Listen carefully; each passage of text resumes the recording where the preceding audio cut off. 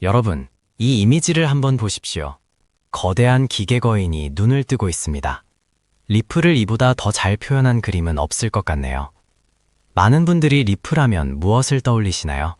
릿도속, 리플의 또 속냐? 지겨운 소송? 맞습니다. 그동안 리플은 SEC와의 긴 법적 공방 때문에 마치 사슬에 묶인 거인처럼 움직이지 못했습니다.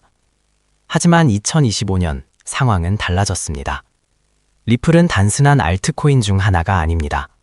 기존 금융 시스템이 가진 가장 큰 비효율을 해결하기 위해 설계된 말 그대로 금융을 위한 솔루션입니다. 오늘 저는 여러분께 차트의 등락이 아니라 리플이 가진 기술적 구조, 아키텍처와 미래 청사진, 블루프린트를 보여드리려 합니다. 왜 기관들이 이 거인을 주목하고 있는지, 그리고 우리가 알아야 할 진짜 리스크는 무엇인지 지금부터 하나씩 뜯어보겠습니다. 금융 시스템의 진화를 이야기할 때 저는 항상 이 비유를 듭니다.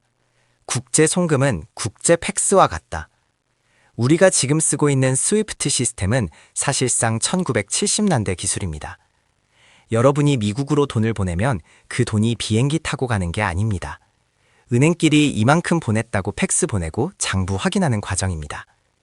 그래서 주말엔 쉬고 빨라야 2, 3일이 걸리죠. 수수료는 비싸고 중간에 정보가 틀리면 돈이 반송되는 사고도 빈번합니다. 반면 리플 네트워크는 돈을 태워 보내는 메신저입니다. 우리가 카카오톡 메시지를 보내듯 가치 자체가 인터넷망을 타고 이동합니다. 가장 큰 차이는 속도입니다. 기존 3일 걸리던 것이 리플은 3초 이내에 결제가 끝납니다. 게다가 은행 문 닫는 시간도 없습니다. 1년 365일 24시간 돌아가죠. 이것은 단순한 속도의 개선이 아닙니다. 정보만 보내던 인터넷에서 가치 전송이 가능한 인터넷으로 패러다임이 바뀌는 겁니다. 그렇다면 은행들은 왜 리플을 필요로 할까요? 단순히 빨라서일까요? 아닙니다. 진짜 문제는 돈이 묶여 있다는 겁니다. 전문 용어로 노스트로 계정이라고 합니다. 쉽게 말해 한국의 A은행이 미국의 B은행으로 돈을 보내려면 미리 미국 은행에 막대한 달러를 예치해둬야 합니다. 전 세계 은행들이 송금을 위해 이렇게 묶어둔 돈, 즉 죽은 돈, 데드 캐피털이 수조 원에 달합니다. 이 돈은 투자가 불가능합니다. 그냥 송금을 위해 잠자고 있는 돈이죠. 게다가 여러 중개은행을 거치면서 수수료가 2중, 3중으로 붙습니다. 은행 입장에서는 이 유동성을 묶어두는 비용이 엄청난 부담입니다. 리플은 바로 이 잠자는 돈을 깨우고 싶은 겁니다. 리플의 해결책은 간단하면서도 혁신적입니다. 바로 XRP를 연결통화, 브릿지 커런시로 쓰는 겁니다. 아까 말씀드린 노스트 계정, 즉 미리 돈을 예치할 필요가 사라집니다. 프리펀딩 불필요. 작동 원리는 이렇습니다. 한국에서 원화로 송금을 요청합니다. 그 순간 원화가 XRP로 바뀝니다. 이 XRP가 전송되어 미국에서 단 3에서 5초 만에 달러로 환전됩니다. 미국 수취인은 달러를 받습니다. 이 모든 과정이 눈 깜짝할 사이에 일어납니다. 원화와 달러 사이를 XRP가 다리처럼 연결해 주는 거죠. 환전과 전송이 거의 동시에 일어나기 때문에 환율 변동 리스크도 최소화됩니다. 이 기술을 리플사에서는 ODL, 즉 주문형 유동성이라고 부릅니다. 지금은 리플 페이먼트로 리브랜딩 되었죠. 과거 시스템이 정체된 자본, 슬로우였다면 ODL은 필요할 때만 딱 쓰는 실시간 유동성, FAST입니다. 여기서 투자자로서 주목해야 할 중요한 포인트가 있습니다. 바로 소각 모델입니다. XRP를 전송할 때마다 아주 미세한 양의 XRP가 수수료로 지불되는데 이 수수료는 누구에게 가는 게 아니라 그냥 사라집니다. burned. 즉, 리플 네트워크가 많이 쓰이면 쓰일수록 시중에 있는 XRP의 개수는 줄어듭니다. 디플레이션 모델이죠. 공급이 줄고 수요가 늘어나면 가격은 어떻게 될까요?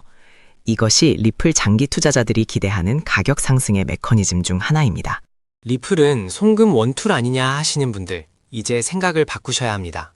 리플은 지금 종합 금융 플랫폼으로 진화하고 있습니다. 세 가지 핵심 축이 있습니다. 첫째, RUSD입니다. 리플사가 직접 발행하는 스테이블 코인입니다.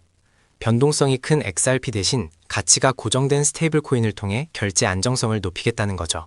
둘째, CBDC입니다. 중앙은행 디지털 화폐입니다. 이미 팔라우, 부탄 같은 국가들이 리플 레저 기반으로 국가 화폐를 만들고 있습니다. 국가 단위의 파트너십은 리플의 가장 큰 해자, 모트입니다. 셋째, EVM 사이드 체인입니다. 이더리움 생태계의 스마트 컨트랙트를 리플에서도 쓸 수 있게 됩니다. 즉, 리플 위에서 디파이, NFT 같은 다양한 앱들이 돌아갈 수 있다는 뜻입니다. 투자할 때 가장 예민한 부분이죠. 바로 물량 문제입니다. 리플 재단이 물량 던지는 거 아니냐, 이런 걱정 많이 하십니다. 팩트를 체크해 봅시다. 리플의 총 발행량은 1000억 개로 고정되어 있고 더 이상 찍어낼 수 없습니다. 현재 약 608억 개가 유통되고 있죠. 나머지 물량은 어디 있느냐? 에스크로라는 디지털 금고에 묶여 있습니다. 매월 1일 정확히 10억 개씩만 잠금이 풀립니다. 그런데 시장에서 다 안 팔리면요, 다시 금고로 돌아가서 잠깁니다. 이 시스템은 재단이 마음대로 시장의 물량을 덤핑하는 것을 막고 투자자들에게 공급량은 예측 가능하다는 신뢰를 주기 위해 만들어졌습니다. 물량이 나오는 건 맞지만 통제된 시스템 안에서 나온다는 점을 기억해야 합니다. 좋은 점만 말할 순 없죠. 크립토 컨설턴트로서 리스크도 냉정하게 짚어드립니다. 리플의 가장 큰 아킬레스건은 중앙화 논란입니다. 비트코인은 누구나 채굴할 수 있지만 리플은 정해진 검증자들이 합의를 합니다. 그래서 이게 무슨 블록체인이냐, 데이터베이스지라는 비판도 받습니다. 하지만 역설적으로 이 중앙화된 구조 덕분에 금융기관들이 좋아합니다. 은행은 문제가 생겼을 때 책임질 주체가 필요합니다. 그리고 규제를 지켜야 하죠. 리플의 구조는 금융기관이 요구하는 까다로운 규제 준수와 즉각적인 처리 속도를 가능하게 합니다. 탈중앙화의 이상보다는 현실적인 금융 도입을 택한 전략이라고 볼 수 있습니다. 자, 이제 미래를 봅시다. 2025년과 2026년 리플의 가장 큰 호재는 무엇일까요? 첫째는 지긋지긋한 SEC 소송의 완전한 종결입니다. 법적 불확실성이 해소된다는 건 기관 투자자들이 들어올 문이 열린다는 뜻입니다. 둘째, XRP 현물 ETF입니다. 비트코인, 이더리움 다음 타자는 누구일까요? 미국 내 명확성을 확보한 리플이 유력합니다.